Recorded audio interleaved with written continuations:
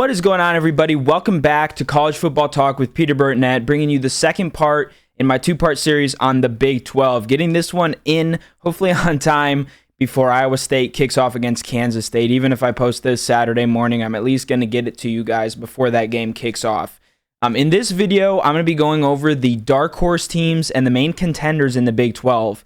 This is a conference that is so hard to predict, as evidenced last year by Arizona State, going from the team that was picked last in the preseason to winning the whole thing. Now, they scrapped those preseason rankings, but publications are still obviously ranking these teams. I'm going off of, at least in the order that I go through these teams, what Athlon Sports projects. But again, this video kind of going over the dark horses, the contender, giving my prediction for who wins the conference, and also that Week 0 game in Ireland. But before I get into all that, if you go on to enjoy this video, please feel free to leave a like, consider subscribing to the channel, and turn on those post notifications so you're always up to date whenever I upload. But starting things out, I think this team really truly falls into the dark horse category. That's Kansas.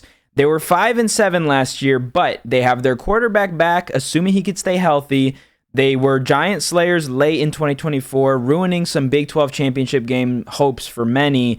And they also have a renovated home stadium after playing in Arrowhead and at Children's Mercy Park, the home of Sporting KC in the MLS. So they're back at David Booth Memorial Stadium, and Jalen Daniels, their quarterback, leads the way. If he gets a full season, I think the Big 12 has to watch out because he's very talented. He was really good a couple years ago, kind of struggled with injuries last year, but kind of came back in that last part of the season, and I think they won 4 out of 6 or something like that. They certainly had a strong finish to the season. Iowa transfer running back LaShawn Williams joins the team. He was injured in 2024, but showed promise in 23. And then Daniel Highshaw Jr. The defense struggled last year, though. Dean Miller did kind of break out even amidst those issues, those challenges. Their linebacker group, though, is very experienced, all coming in out of the transfer portal. Bangali Kamara from South Carolina, Trey Lathan from West Virginia, and Joseph Sipp Jr. from Bowling Green State. Those are 3 guys who have a lot of experience at the FBS level and will be good additions for the Jayhawks. They also have a new-look secondary. Again, the defense struggled. Part of that was their struggles against the pass.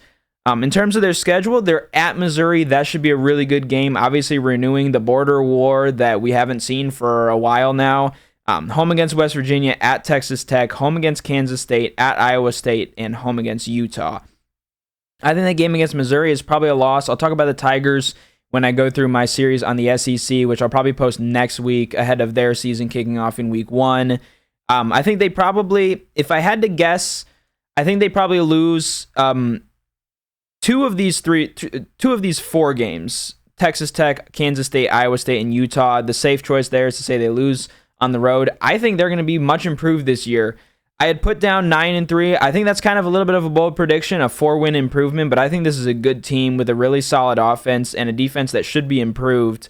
And I think 7-2 in the Big 12, so they'll be kind of in that consideration. That game against Iowa State on the road could be huge for the Big 12 standings. Next up is TCU. They went 9-4 last year. I think a record that kind of went a little under the radar. They had a really strong finish. They were 4-0, won their last 4 games, and they won 6 out of their last 7 games, so 6-1 to finish. Josh Hoover is back at quarterback, but he does lose 3 wide receivers who combined for over 2,300 yards and 17 touchdowns. He does get Eric McAllister coming back, though. He had 39 receptions for over 750 yards and 5 touchdowns. He'll be leading a new group, and they also have 3 offensive linemen coming back. Among that new group of receivers, though, is Jordan Dwyer from Idaho. He had almost 1,200 receiving yards and 12 touchdowns, so I would expect maybe a slight step back in the passing game for the Horned Frogs, but I don't think it'll be a massive drop-off because they've got one really good receiver coming back and another one coming into the team. Their defense also improved last year. There were some steps forward, especially in terms of national rankings, including a top 25 passing defense. That kind of starts with Bud Clark and Jamal Johnson, their safeties, and cornerback Nnamdi Obiazor. They also have some good pass rushers and defensive linemen.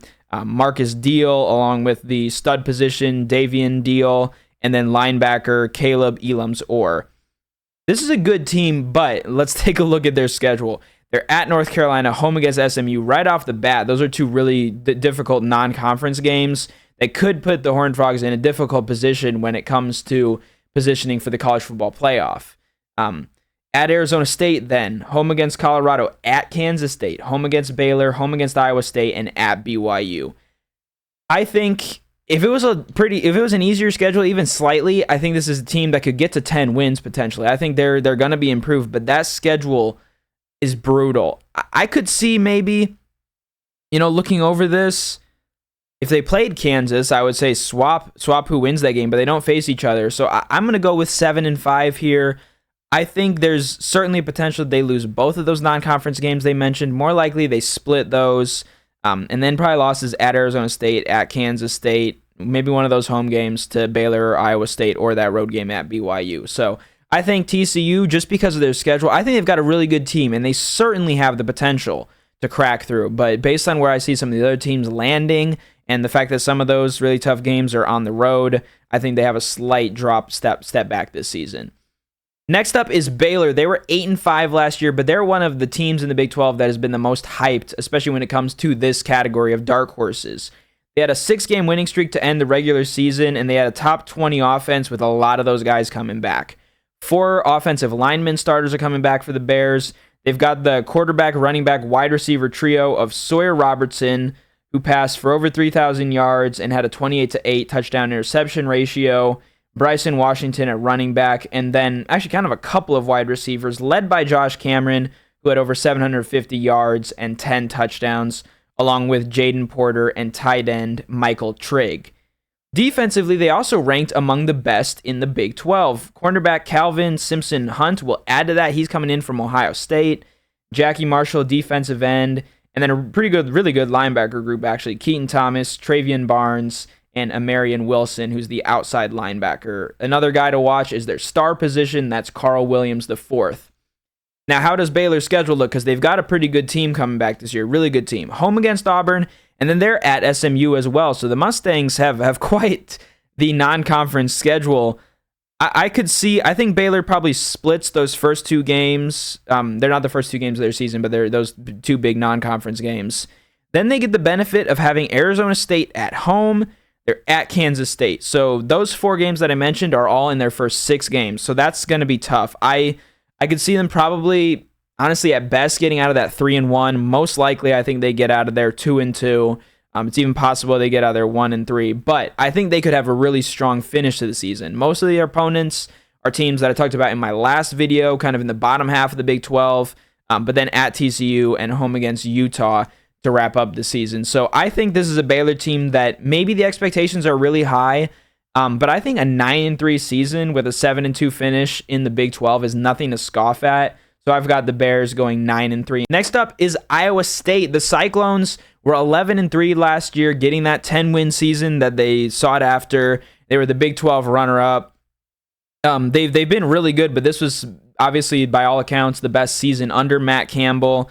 However, it did kind of collapse in their finale, or at least the Big 12 championship game. They obviously had the bowl game where they played really well and won against Miami, but everything kind of came crumbling down against Arizona State. Quarterback Rocco Becht is back, but he'll be without his 2 main receivers, Higgins and Noel from last year. But wide receiver Xavier Townsend and Benjamin Brahmer, tight end, are a couple of good additions to kind of bolster that offensive attack. Running back Carson Hansen is also a key guy to watch, and they, like some of these other teams, have 4 offensive linemen starters returning. So that's a lot of continuity. That's obviously really good for the Cyclones. East Carolina wide receiver Chase Sowell is coming into the team. He put up some good numbers for the Pirates as well to kind of round out that offense. Defensively, they were number 1 in the country against the pass. Jontez Williams, their cornerback, had 4 interceptions last year. Safety Jeremiah Cooper was important with that as well. A couple other key guys to watch: defensive lineman Dominique Orange, linebackers Caleb Bacon and Cooper Ebel. Obviously, the Cyclones' big game starts with that Week 0 opener tomorrow or today, whenever I post this video, against Kansas State in Dublin. I will get to my prediction for that game later, but then after that, they're home against Iowa, at Colorado, home against BYU, home against Arizona State, at TCU, and home against Kansas. I think the games that they get on the road this season are winnable games. Colorado, I talked about them in my last video. I think they take a small step back. Just talked about TCU.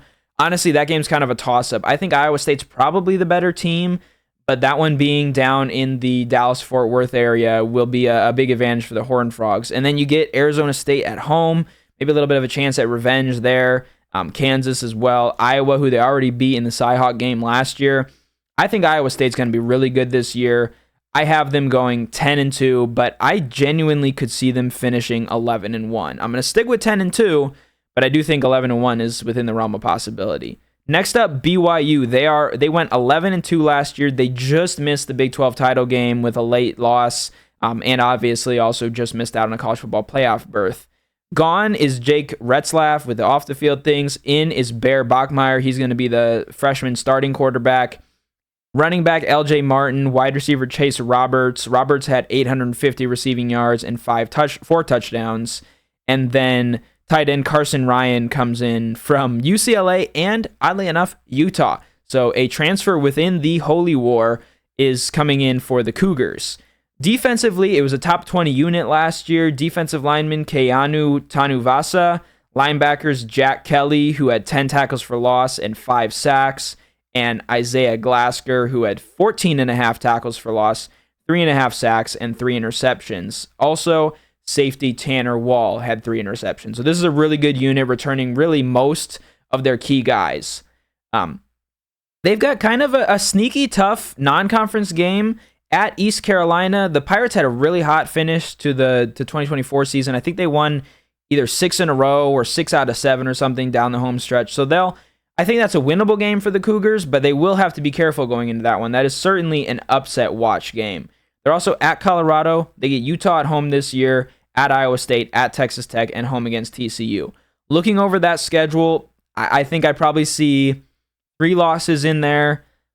I think 2 losses is possible, but you kind of get to a point in the Big 12 where you're saying, oh, all these teams can be maybe a little bit better. You kind of have to draw it back, or else you're going to be projecting more wins than you have to hand out. So I think they probably finish 9-3. I think that quarterback thing, that might make it even tougher. I really, if I were to call an upset of a Group of 5 team over a Power 4 team, especially one that's, kind of in that area of being ranked heading into the season, I think East Carolina against BYU is the one that I would predict. Next up is Kansas State. The Wildcats were 9-4 last year. The question for me is, under Chris Kleeman, and even before that, obviously with Bill Snyder for a long time, the Wildcats have been consistently good, maybe even very good. The question for me this year is, can they be elite? There's a lot of people who are tabbing them as the potentially even the favorites in the conference last year, maybe outside of Arizona State and then maybe Texas Tech, as we'll talk about soon. But they've got a really good quarterback coming back. He's a dual threat guy. That's obviously Avery Johnson. He had 2,700 passing yards, 25 touchdowns, 10 interceptions, and 605 rushing yards and 7 touchdowns. So that's over 3,300 total yards and 32 total touchdowns. He's got Dylan Edwards, who's coming back. He had just short of 550 rushing yards and 5 touchdowns behind DJ Giddens last year. So pairing him with Johnson, I think obviously you'd expect Edwards' numbers to go up this year and to be bolstered by Johnson. They've also got leading wide receiver J.C. Brown back, tight end Garrett Oakley, a top tight end prospect, Lincoln Cure, and then also a guy to kind of keep an eye on that could emerge this season, Sterling Lockett. He has a long history in his family of NFL lineage. He's the younger brother of Tyler Lockett, his dad, I think, or his uncle. Played in the NFL as well.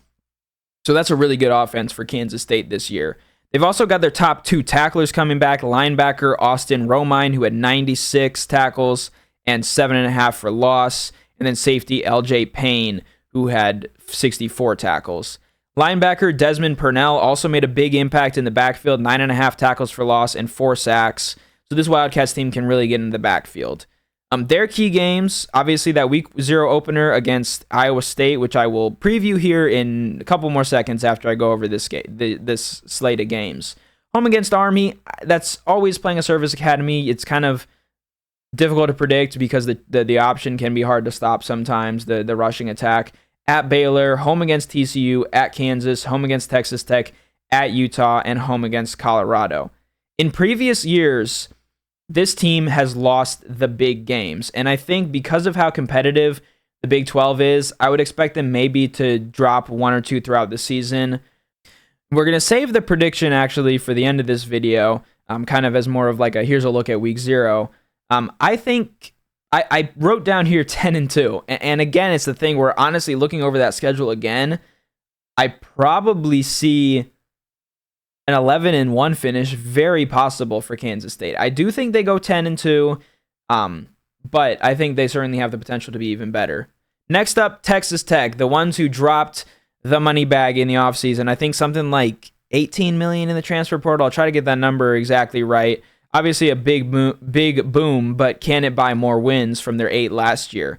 Honestly, their offense, even without the additions, was top 10, but because you've got Baron Morton at quarterback, he had 3,335 yards, 27-8 touchdown INT ratio.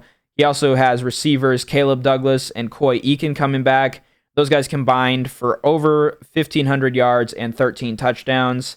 Quentin Joyner from USC is a good addition. He'll have big shoes to fill with Taj Brooks from last year. And they also brought in some big offensive line transfers to protect Morton. An example of the struggles that they had is when they allowed 7 sacks in one game against Colorado. Defensively, they really struggled mightily against the pass and even kind of overall. So they bring in some big additions. Star linebacker Jacob Rodriguez is back. He led the Big 12 with 126 tackles. But again, it's the key transfers. Edges David Bailey from Stanford and Romello Height. Lee Hunter coming in from Central Florida, defensive tackle. Cornerback Bryce Pollock from Mississippi State. And safety Cole Wisniewski coming in from North Dakota State.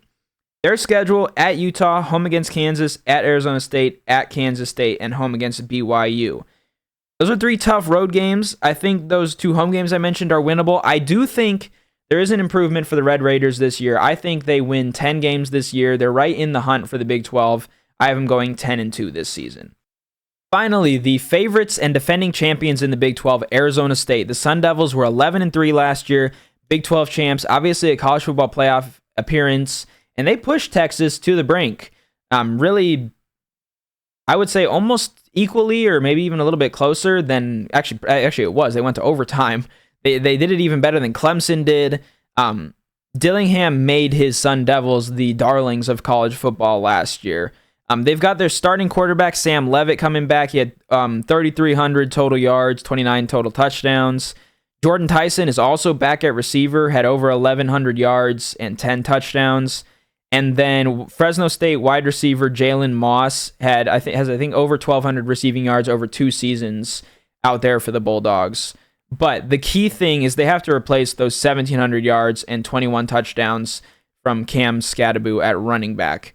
Army transfer Kanye Udo had over 1,100 yards and 10 touchdowns. And then juniors Kyson Brown and Raleek Brown are also keys there. They also have, again, kind of the theme for a lot of these Big 12 teams, continuity on the O-line. They have 4 starters coming back, and then they also have tight ends Shannon Mateer and AJ Ia, who are a couple of guys who should factor in the pass game as well, and even the blocking game. Defensively, they have another rarity in college football, 9 starters coming back. They had the top run defense in the Big 12, and obviously their defense as a whole was a big part of that run to the Big 12 title. Defensive lineman Clayton Smith had 6 tackles for loss and 4.5 sacks. Defensive end Prince Dorba had 3 sacks. Strong safety Miles Rouser had 98 tackles to lead the team. Free safety Xavier Alford had 85 tackles. And then cornerbacks Java Robinson and Keith Abney both had 3 interceptions each. Looking at their schedule, they're at Baylor, home against TCU, at Utah, home against Texas Tech, at Iowa State, and at Colorado. I think it's going to be really hard to run the table. The Big 12 has been so consistently full of parity, I guess. I think there's certainly the potential for another loss in there, but I have Arizona State going 11-1. I think this team, defense is going to look pretty much the same as it did last year. And the offense, I think, made the necessary improvements to kind of replace the production of Scadaboo and kind of continue the passing game as well. So before I reveal my Big 12 championship prediction, here's a quick look at the Iowa State Kansas State preview. Last year, the Cyclones struggled versus the run defensively. Kansas State can obviously run the ball very well. I think in terms of their returning production as well, they have a slight advantage offensively. I think defensively they have the edge as well. It'll be a close, competitive Farmageddon game like it often is. But I'm going with Kansas State 27, Iowa State 20. It's my first prediction of the college football season. I think I'll just have the one for week 0, although there's an interesting group of 5 game as well that if I can get that video out in time, I'll talk about. But again, prediction, Kansas State 27, Iowa State 20. A big win for the Wildcats that would potentially be a tiebreaker. And that's why I have Kansas State making the Big 12 championship game, but I have them losing to Arizona State. I think Arizona State is, once again, like I just talked about, the best team in the conference this year. And I think they get the better of the Wildcats to, once again, get to the college football playoff. Now, for Kansas State, if they're able to go through that season and only have 1 loss, and they're sitting at 11-2, there's a strong possibility they could get into the playoff, depending on how other conferences shake out. But I'll talk about that more next week. Just for the sake of having it recorded, I'm saying Kansas State is going to be 10-3. So I'm not going to change my predictions no matter how good they look against Iowa State. I think they're probably one of those teams that's just on the outside looking in of the college football playoff this year. But again, if they're able to get through that season, regular season with just 1 loss, there's a strong chance they could be among the teams that get in as one of the final teams. But that's all for this episode of College Football Talk. Let me know in the comments below your predictions and thoughts on the Big 12 season this year. Stay tuned for my Group of 5 video coming up, maybe later this weekend as well, and then a look at the SEC next week before my full college football playoff predictions and preview ahead of the start of week 1. And probably in that, I'll probably predict week 1 or maybe make a separate video. But stay tuned for all of that. I'm coming down the home stretch when it comes to making all these predictions. Thank you so much for tuning in. And I'm Peter Burnett signing out. Peace.